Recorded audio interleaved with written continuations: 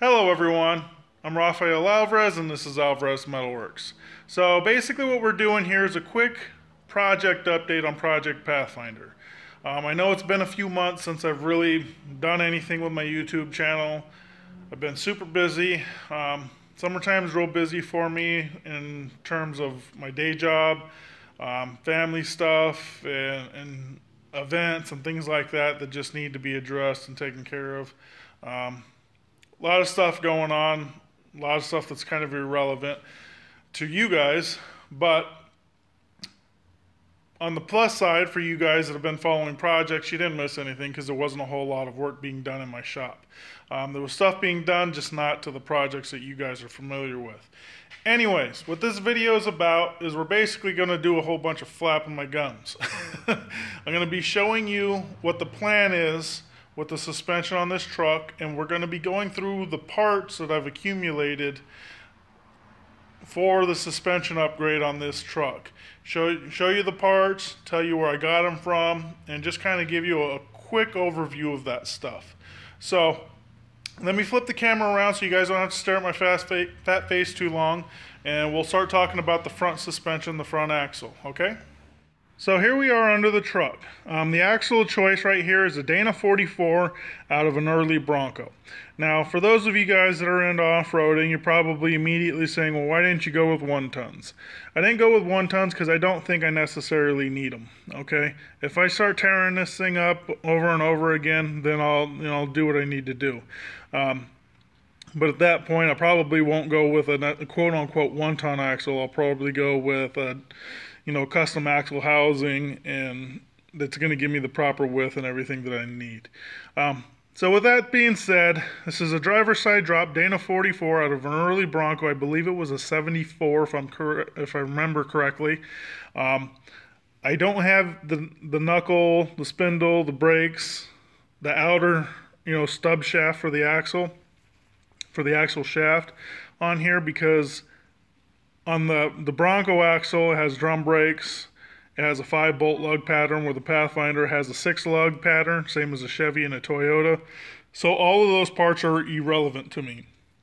The other part that's irrelevant to me is inside the differential.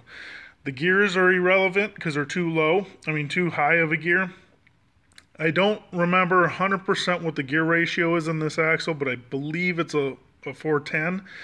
Don't quote me on that, but I think it's somewhere around there. Either which way, it's completely wrong. The factory gears on a Nissan Pathfinder are 456 in this truck, and I'm going to be moving up to a 513 gear ratio. So the carrier in there is no good to me because it has a limited slip differential in the carrier, and I want to put a lunchbox locker in there from a company called Torque Masters Industry. It's an Aussie locker, and you can't put those types of lunchbox lockers in a differential that's built for limited slip. It has to be an open diff. So we'll talk about all that stuff in detail in a later video when I start installing it and explain those things to you guys. So I clearly have not started tearing apart the front suspension, not nearly enough anyways.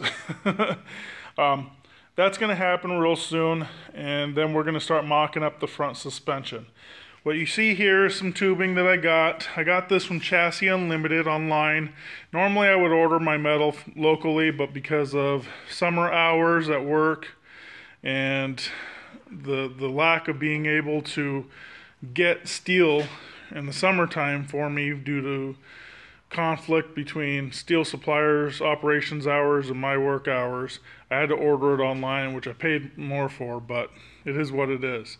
What this is all 1.5 DOM 1/4-inch wall, and what this stuff is going to be used for is the upper link on the 3-link front suspension, the tie rod, the drag link, which is the bar that goes from the steering box down to the front suspension, as well as your track bar, or if you want to call it a panhard bar, whatever you want to call it. It's a bar that basically goes from your frame to the axle that helps position it side to side. Okay? The reason why the upper link is going to be the smaller tube versus what all the rest of the tubing is going to be, which is 2-inch 1/4 inch wall is because I have space limitations. And with that upper link, it's really, really tight with the drive shaft and exhaust and everything, so I don't have a choice but to run a smaller tube. So, with that being said, let's come over here real quick. I'm going to show you the donor axle I have for parts.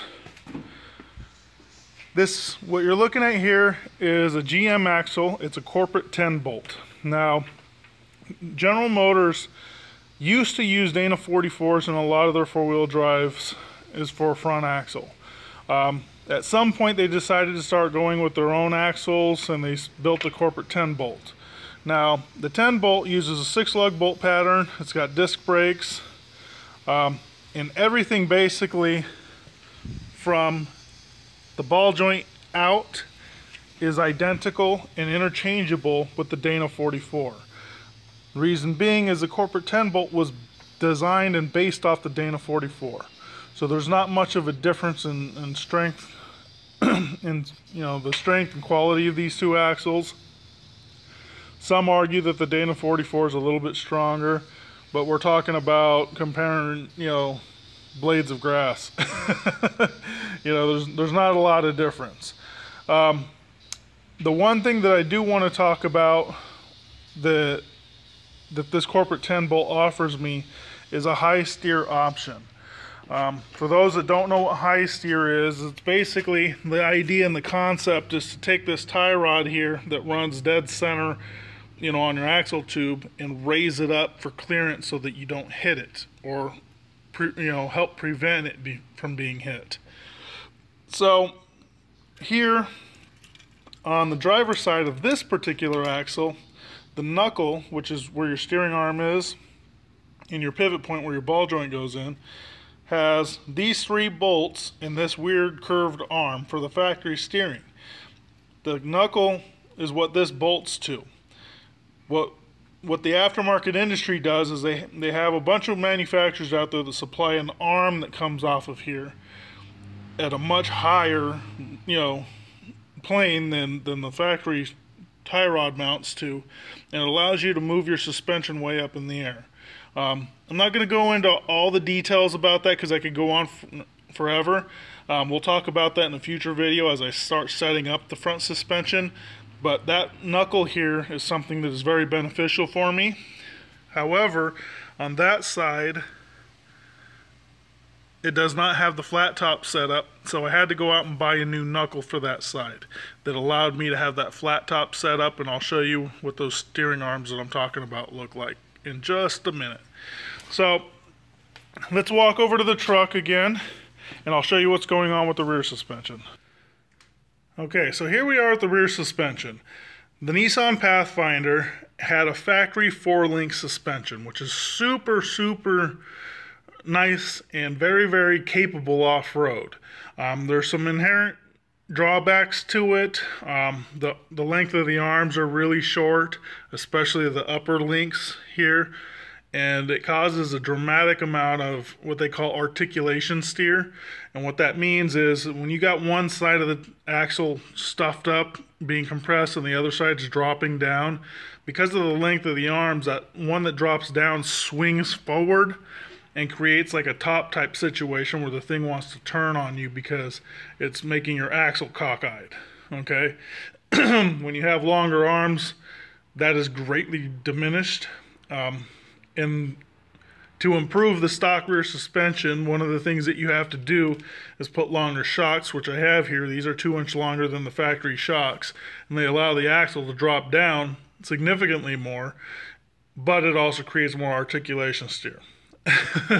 So I'm going to be removing all of that, and I'm going to be moving the axle back probably about 2 inches to accommodate the 37-inch tires that I plan on putting in here, which is going to require some really precise measuring and some trimming of the quarter panel. Probably here. Probably have to get my stickers remade because I'm going to be cutting into them. And I'm going to move that axle back for tire, clearance issues. It'll help my departure angle, which is your angle from the lowest point of your bumper to the tire. It creates a steeper angle and allows for basically better departure angles. Allows you to be able to come off of things without having to worry about banging the rear bumper on it or whatever. But it will increase my wheelbase. I'm going to be running 12-inch coilover shocks in the back. I believe I'm going to be running FOA, but I haven't purchased them yet, so who knows. The 4-link setup is going to have a triangulated setup, so this panhard bar here will be removed and not necessary anymore. The links will be much longer as well. So let's head over to the table. Let's show you guys all the parts that I got on hand, and we'll go from there. Okay, so I've got a ton of parts. I've got everything from rod ends to diff covers to to link brackets to lockers, gears, rebuilds, knuckles, blah blah blah blah. I'm going to start in the back and I'm going to show you guys this stuff. There's a lot of clutter on this. This is the back of Project Tow Rig. There's a lot of clutter on here and tools and stuff that are kind of in the way, and I apologize for it. That's for this quad that I'm working on. That's mine, by the way. So we're just going to have to work around that. So starting in the back, what we have here is the 3 black and green boxes. The top one is my lunchbox locker. That's built, again, it's made by Torque Masters Industry. It's called the Aussie Locker. It's made here in Rochester, New York. So they're, I'm in Syracuse, but, they're a neighbor of ours, so it's good to support a local company. Plus, it's a really good product and has a great reputation. So that's the locker I'm going to be running in the front. Now, for the rear, I actually have an ARB that I purchased used. It's not here in the pile of parts. It's down in my basement. I need to get a few parts that the person did not ship to me when I purchased it. So I've got some stuff that I still need to get for the ARB for the rear axle, but that's neither here nor there. The 2 boxes underneath are products by Revolution Gear and Axle. The top box is a master rebuild kit for a Dana 44.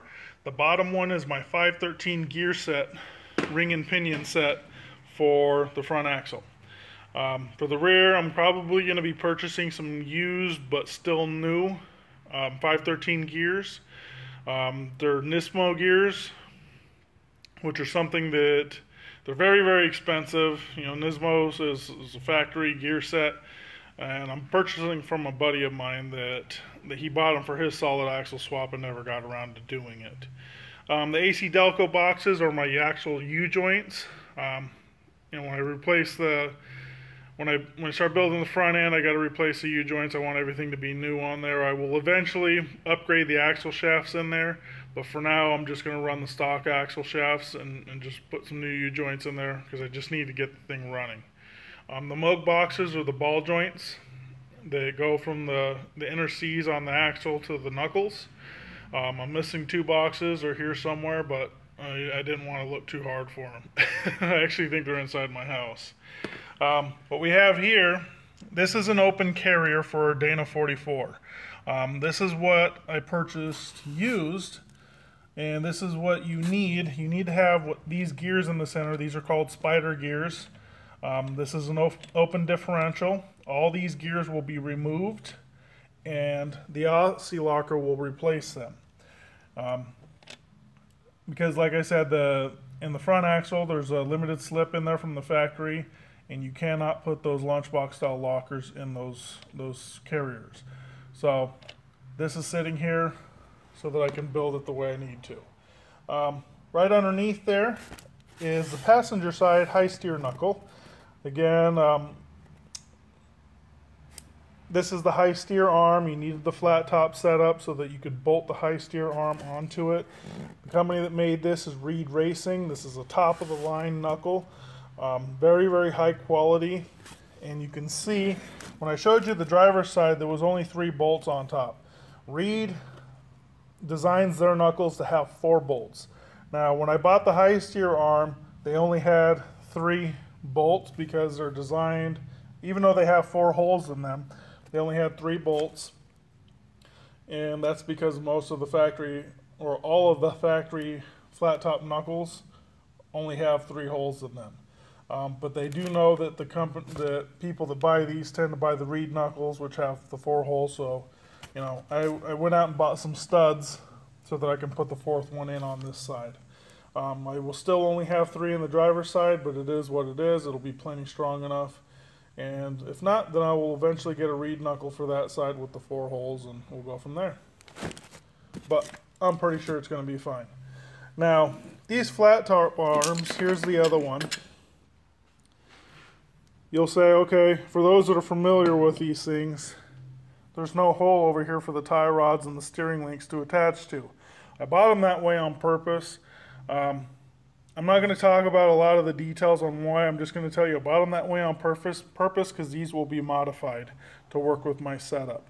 So, and we'll show you guys that in a later video when I start to set up the front suspension and everything. But these things I purchased off eBay. They're sold by a company called 4 Wheel Supply.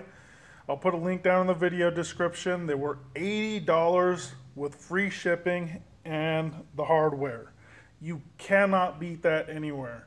The company that builds them, they're on private 4x4, and they're offering a lifetime warranty on them. If we break them, whatever, they'll replace them. It's a verbal warranty, so it kind of is, you know, you got to take it with a grain of salt. It's a small company, so I don't think that you would break this. I think you would have more of a problem with breaking a knuckle before you would break these. They're very, very, very well built. However, they don't have the beveled angle on here and stuff like that that people may want in their steering setup. So you have to keep that in mind. But these are priced significantly cheaper than typical high steer arms are. So with that being said, let's move on to the brackets and show you those. Now these brackets here that are kind of gray colored, like this one here, these have all been put through my sandblaster. That's why they're that gray in color. So just ignore that. And yeah, the ones that aren't haven't been through the blaster. So let's start with these 2 sets of brackets here. These brackets are for the upper link mounts on the rear axle. Now they actually sit very, very close together, kind of like that.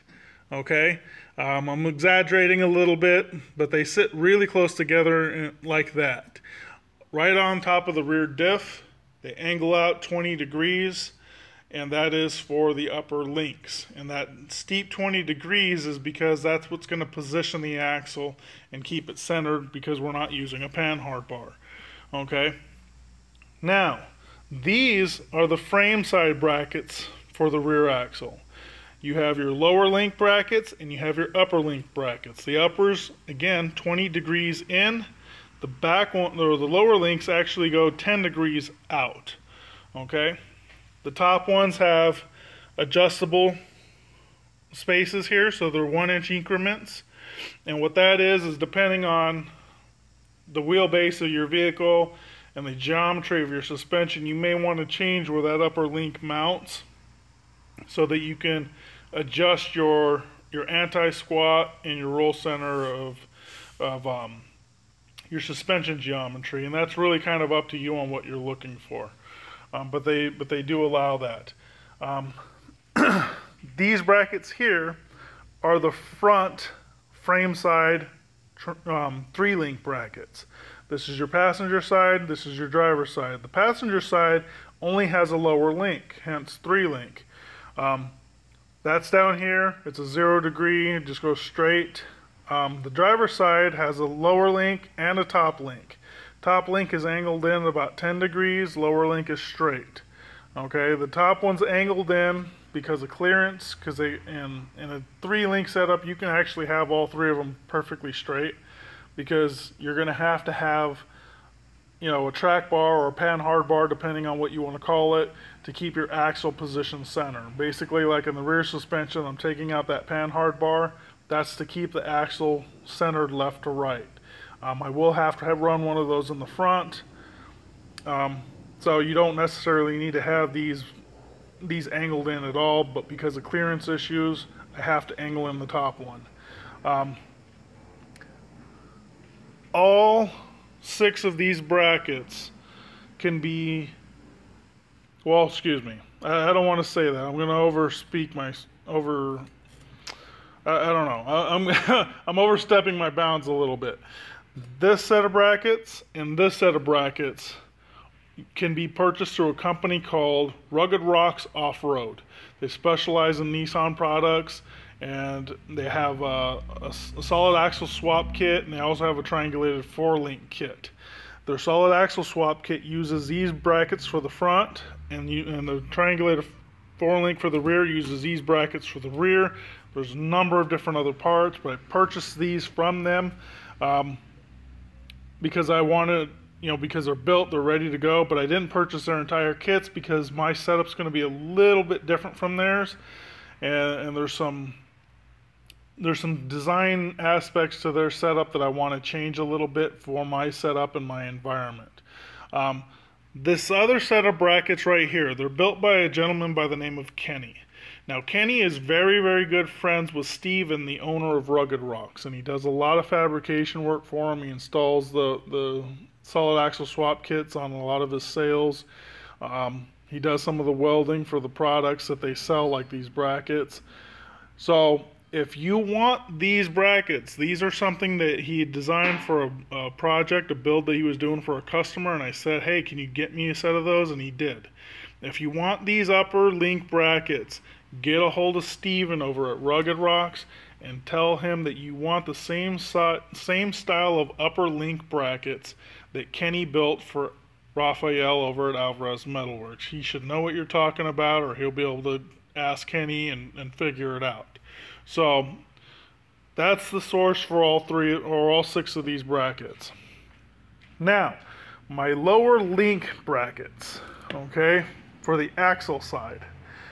These are them. I have 2 that are straight 0 degree to match the front, and I have 2 that are angled at 10 degree to match the rears. Okay. Now these things sit on the axle. They're pre-cut. They go up against the axle. You have a skid plate on the bottom and an angled up piece here to act as a skid and protect your joints. Okay. There's drainage with this hole. There's drainage on the corner for that hole. And at the axle side, there's that little notch right there where my thumb is. That's more drainage, which is very important for me because it's muddy out here and wet. I need as much drainage as possible. I went with these because of that, and because they're super, super well built, very, very strong quality brackets. Okay. Now, with that being said, this is the way they look with the link ends in there. Okay, these are spherical rod ends, which you may call Heims. Heims is a trade name, but a lot of people still call them Heim joints. These are 1.25 inch Heims.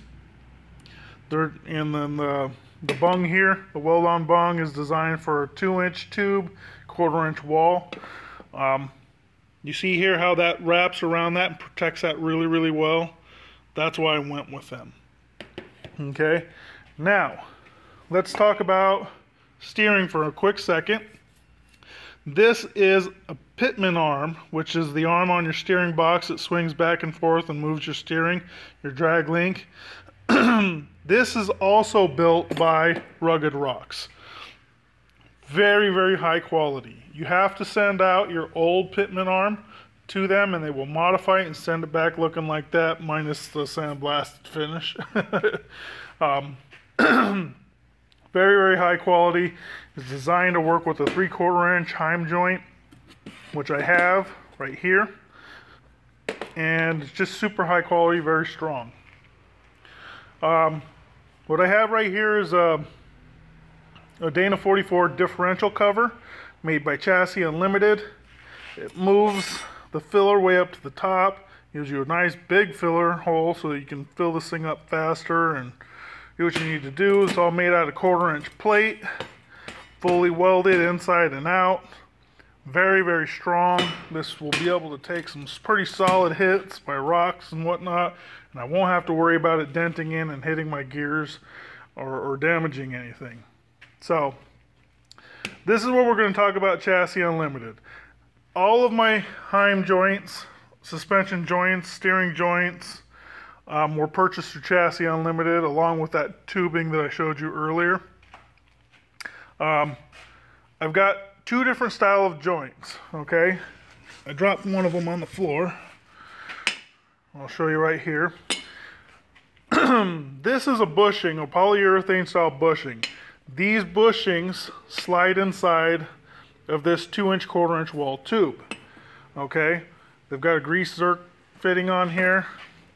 These will be my frame side link bracket or link ends. I'm using this style for two reasons. Number one, they're super cheap. But number two is this style right here is a weld-on style. So when I take the tubing, let me give you, I'll just use this as a mock-up because this is the same size of tubing that I'm using for the links. I'll have to notch it and it welds up against there. And the benefit behind having a welded joint like this versus a threaded-on style like this is that with a poly bushing like this, it keeps that link from twisting. If it twists at all, it's going to spring back to zero. And that's the benefit behind it, because a lot of the times when these guys run, you know, a Heim style joint, a threaded joint like this on both ends of their links, they don't spring back. They don't go back to center. So sometimes, ideally you'd want your link to sit in here vertically, perfect, dead center. But sometimes what happens is, and let's see if I can get this to move, you'll have it sitting kind of crooked in there, not quite like that, but you get the idea. It'll be kind of twisted over to the side, and there's nothing really you can do about that.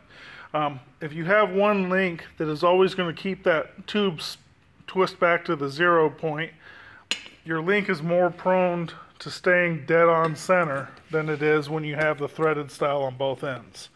So that's the reason why I went with that, but most importantly because of the cost, and I'm trying to get this done on a budget. So now we have three different sizes of the Heim joints. This is 1 1/4, this is 7/8, and this is 3/4. I'm only using one 3/4-inch Heim on the entire setup, and that is for the pitman arm. Every other steering Heim is going to be a 7/8 joint, so the other end of that drag link will be 3/4 to 7/8 with the tube in here, the 1 1/2, 1/4-inch wall tube, and then my tie rod will be 7/8 to 7/8, and my panhard bar, or track bar if you will, whatever you want to call it, that centers my axle, will have one of these on one end and a 7/8 on the other. My upper link bracket for the front will have one of these on the frame side, and we'll have a 7/8 on the axle side. So that's basically what I have here. You know, I got a whole bag full of bushings, and you know, the sleeves that go inside the bushings, and then the tubes and the zerk fittings, and all the different rod ends that I have. Like I said, I got the ARB locker down in my basement. I plan on buying a set of the gears used and whatnot. I don't know if I said that already. I still have to order my coilover shocks. I think I'm going to go through FOA shocks to get those, and the springs. I actually may purchase those through Chassis Unlimited, just due to the fact that they have free shipping over a certain dollar amount, which means I can get all the coilovers for significantly cheaper because of the shipping. No shipping fees. So we'll see what happens there. It's still a little bit up in the air, but you know, I'm ready. All these parts right here are going to allow me to start mocking up the suspension and getting everything ready to go. So with that being said, sorry for the long video, but I wanted to show you guys all those parts and give you guys a quick rundown. Thanks for watching. Like always, subscribe, comment, like, and remember to check out RourkeSupply.com. Use coupon code METAL to get 10% off anything you purchase from them. I'll be using quite a bit of their products to cut up the stuff on the truck and get things ready to go. I'm sure if you guys are doing work like this, you're going to use their products. So, that being said, talk to you guys later. Oh, remember to go like my Facebook page.